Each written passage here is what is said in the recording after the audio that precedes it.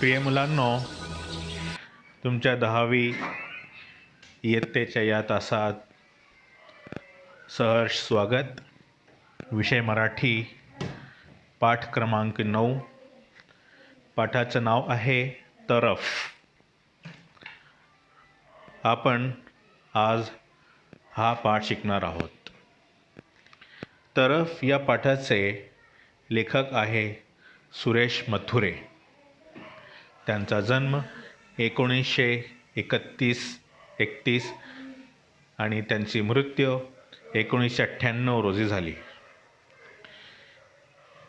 ते कवी, कथाकार, विज्ञान लेखक, ललित गद्य लेखक होते.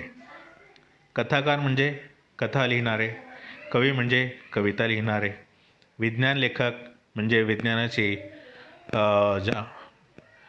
शिक्षण देणारे, आणि ललित गद्य लेखक म्हणजे हास्य लेखक ते होते.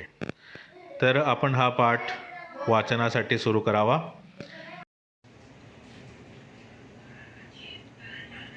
मी एक एक वाक्य वाचून तुम्हाला अर्थ सांगणार आहे. एक एक जुमला पढ़कर मैं आपको उसका मीनिंग भी बताते चलूँगा. तो आप लोग किताब में उंगली रखेंगे. सिसिली बेटातील सिराक्सुस शहर. सिराक्सुस ये शहर का नाम है और सिसिली ये बेट यानी कि जज़ीरे का नाम है. उस जज़ीरे में यह शहर था. वेळ सकाळची, सुबह का वक्त. स्वच्छ पिवळा सूर्यप्रकाश सगळीकडे पसरला होता. स्वच्छ साफ सुथरा पीला सूर्यप्रकाश, धूप, पीले रंग की धूप हर जगह फैली हुई थी. दिवस आठवड्याच्या बाजाराचा होता.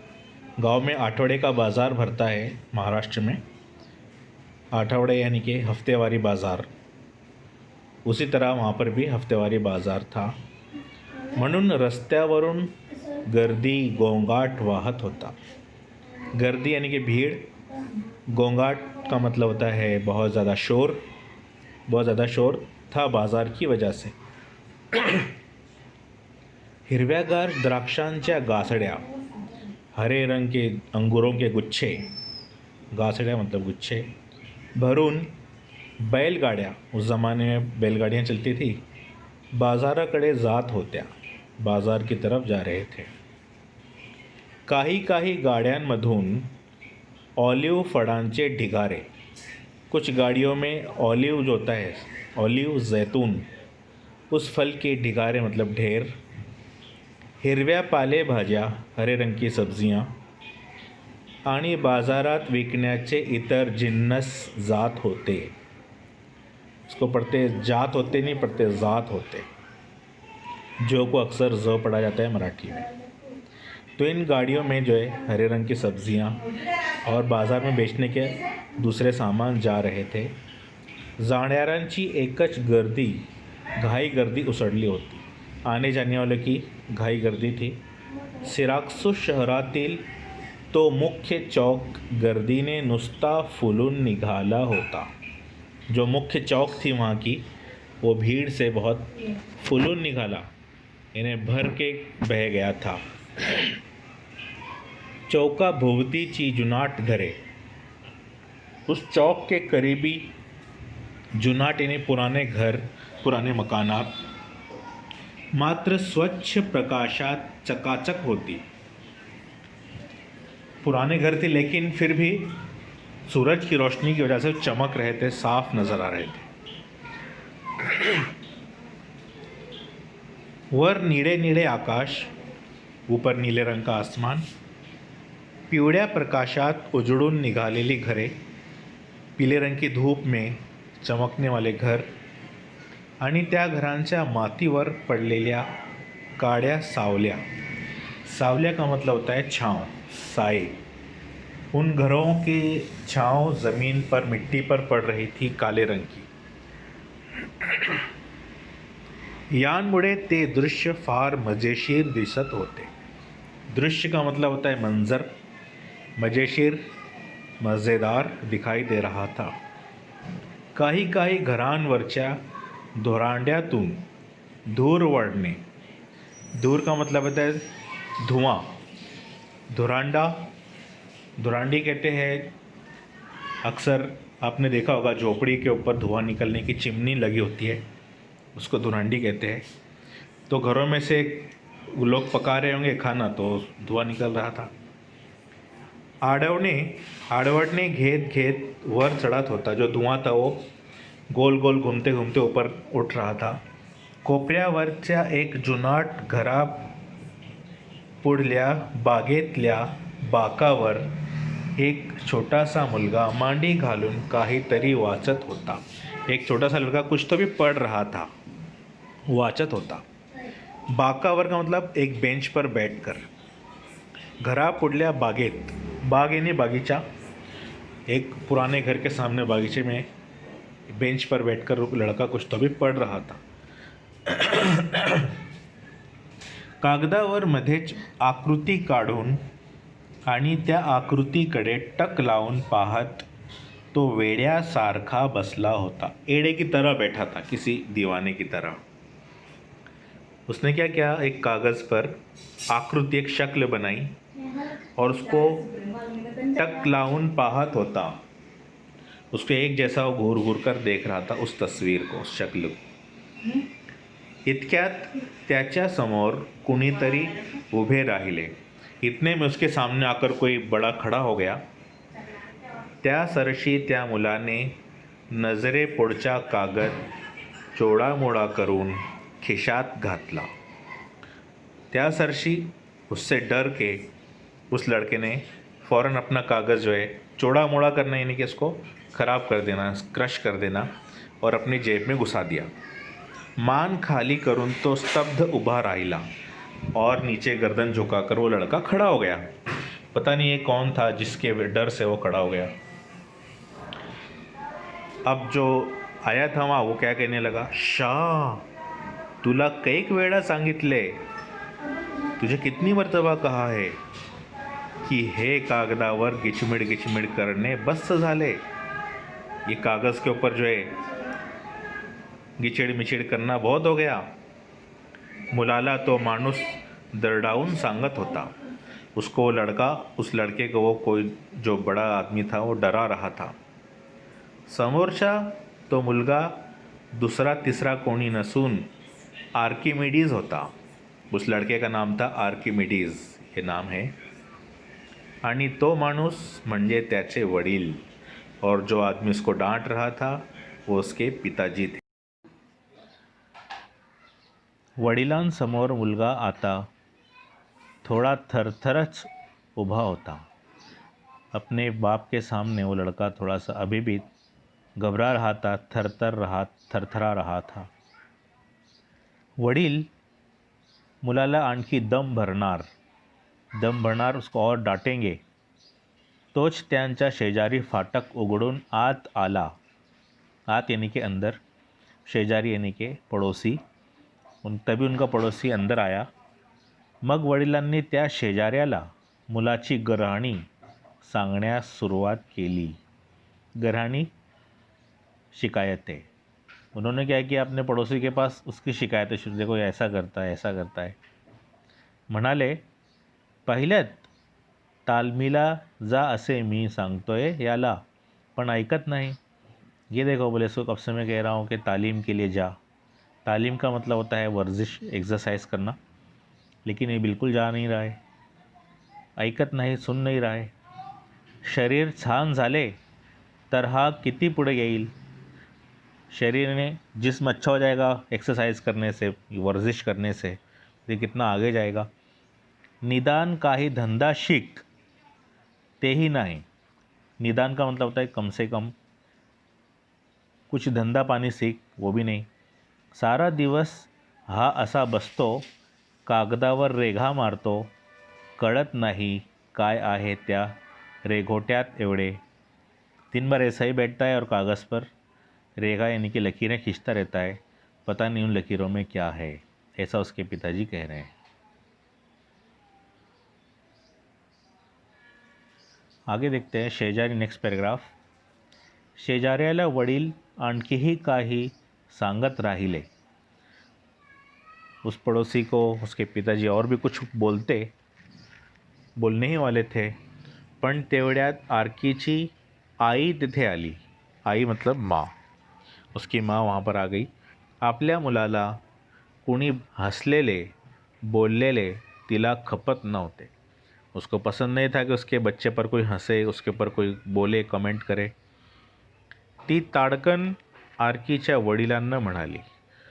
उसने झटके से कहा, तुम्हें आधी बाजारात जा, लो तुम जल्दी से बाजार में जाओ, बकरीचे दूध आणा, पोरे सकाळपासून उपाशी आहेत, बच्चे जो भूखे जल्दी जाओ और बकरी का दूध लाओ, दूध नहीं मिलाले तर मध आना, दूध नहीं मिलेगा तो शहद लेकर आओ। इस तरह से उसने डांट कर उसके पिताजी को बाजार में भेज दिया। बायकोचा तो अवतार पाहून आरकीच्या वडिलांनी काढता पाय घेतला। काढता पाय घेणे ये एक मुहावरा है, वाक् प्रचार है, सॉरी, हिंदी में मुहावरा कहते हैं, मराठी में वाक् प्रचार। काढ़ता पाय घेने मतलब वहाँ से चला जाना।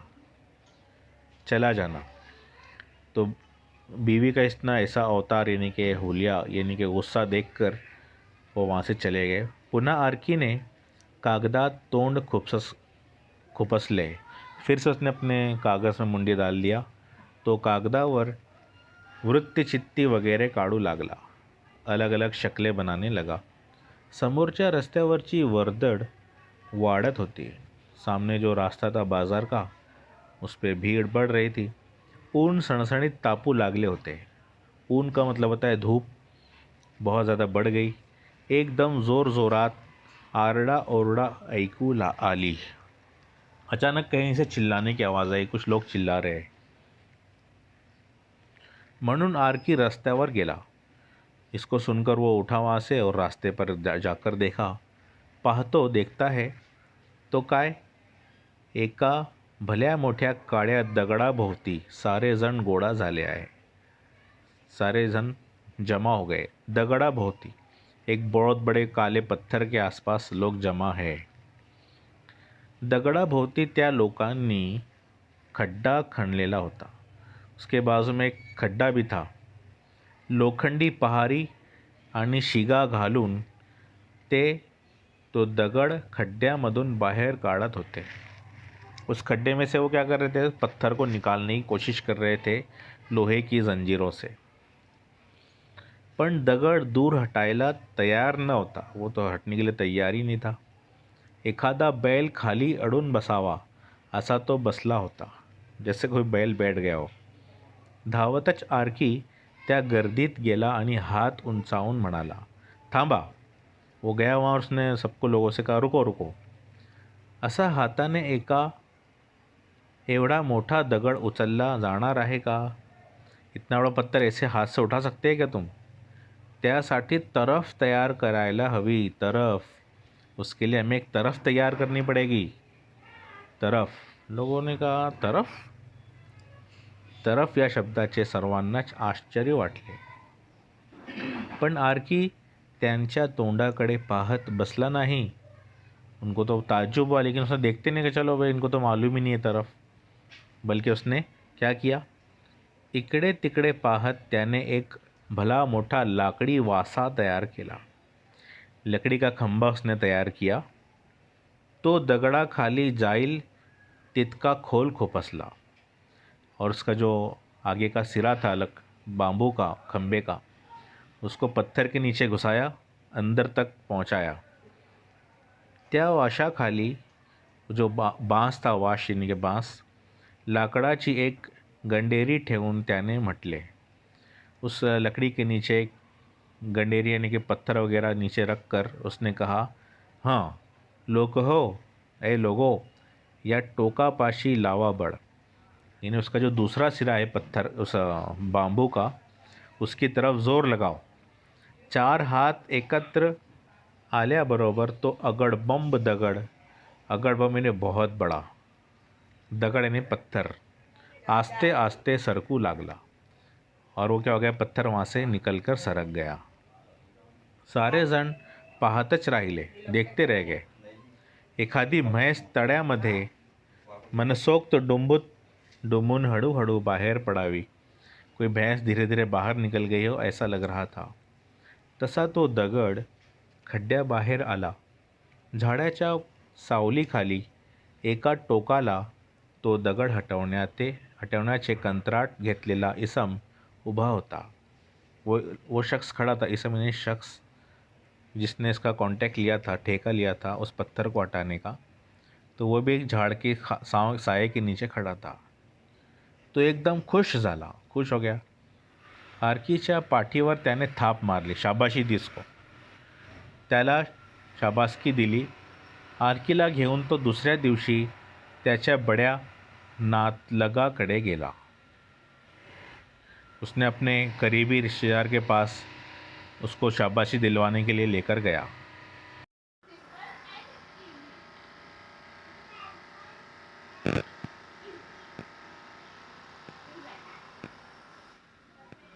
हा बड़ा नातलग, वो जो रिश्तेदार था, हायरो राजाच्या दरबारी होता. उस ज़माने का जो राजा था, हायरो राजा बादशाह, उसका दरबारी था. उसके दरबार में मोठ्या जागेवर होता, बड़ी पोस्ट पर था. त्यालाही थोड़ी भूमितीबद्दल आस्था होती.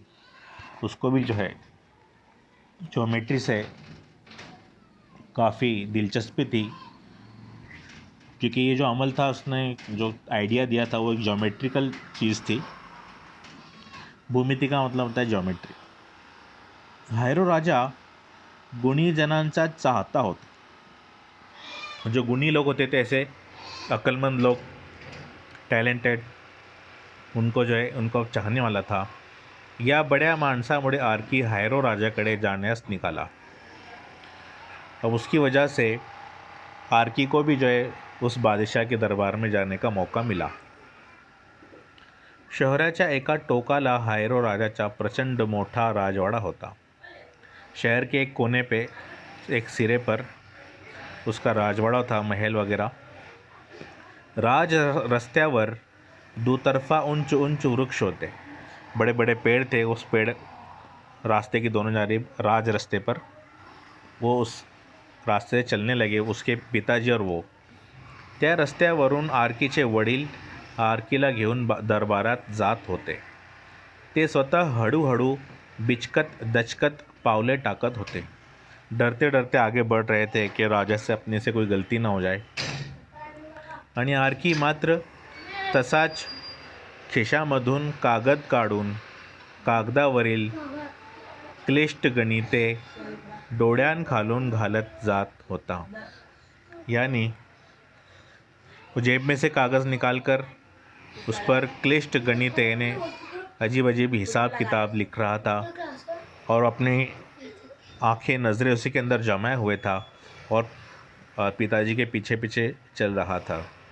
वडिलांनी मागे पाहिले की घाबरून आर्की हातातला कागद झटकन खिशात लपून टाकीने छुपा कर रख देता था. जैसे ही बाप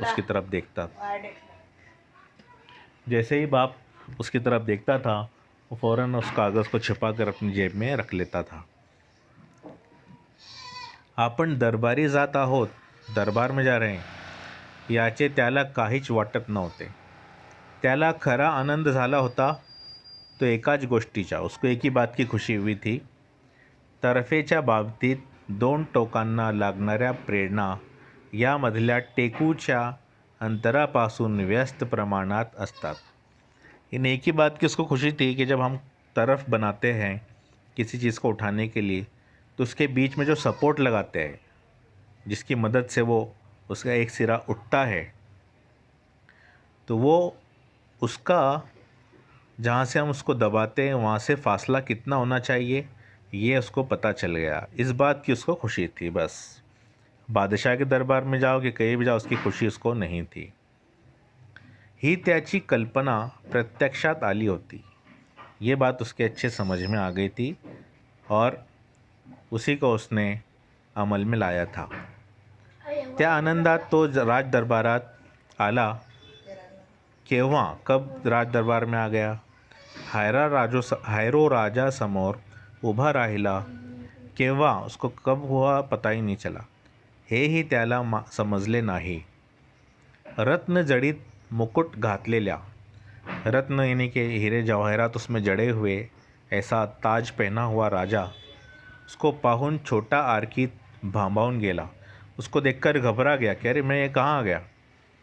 राजा त्याला म्हणाला, मला सारा वृत्तांत कळला है, मुझे सारी खबर मिल गई कि क्या हुआ, इस लड़के ने कैसे आइडिया निकाली और कैसे मुश्किल का हल सूझा. अशी हुशार मुले या देशाला हवी. हमारे देश को ऐसे ही हुशार बच्चों की ज़रूरत है. आजपासून तू या दरबारात राहायचे. अब तू हमारे ही दरबार में रहेगा. दिवसभर अभ्यास, मनन, चिंतन, वाचन करायचे. दिन भर क्या करेगा? अभ्यास, पढ़ाई करेगा. मनन यानी कि ध्यान लगाएगा. चिंतन, किसी चीज़ में गौर व फिक्र करेगा. वाचन, पढ़ाई करेगा. ये सब अब तुझे दरबार में रहकर करना है. मी तुझ्या पाठीशी आहे, मैं तेरे सपोर्ट में हूँ. हे पाहून दरबारातील सारे लोग आनंदाने टाळ्या वाजवू लागले. सब तालियां बजाने लगे. वो आरकीचे कौतुक करू लागले और आरकी जो है उसकी सब तारीफ़ करने लगे कि कितना ऊंचा रुतबा जो है इस लड़के को मिल गया है. अब नेक्स्ट वीडियो में हम इसके अल्फाज मायनी और सवाल जवाब देखेंगे. ये देखिए, इस तस्वीर में पुराने ज़माने में जो रोम सल्तनत थी, रोमानिया, जहाँ ये सिसिली बेट और सिराक्सुस शहर वाक़ है, तो उस ज़माने में देखिए यहाँ पर तस्वीर में नज़र आया इस तरह का लिबास और पहनावा उस ज़माने में होता था. एक पट्टी सर पे बांधी हुई और इस तरह से चादर अपने बदन पे लपेट लेते थे. ये यहाँ पे आर्किमिडीज़ लड़का खड़ा है जो उनको आइडिया दिखा रहा है कि ये जो लकड़ियाँ नज़र आ रही है, जो बाम्बू है इनके हाथ में, ये तरफ है, इस तरफ से इधर से दबाएंगे तो उधर से उठेगा और पत्थर आराम से खड्डे से बाहर निकल सकेगा. इस तस्वीर से हमें ये समझ में आ रहा है.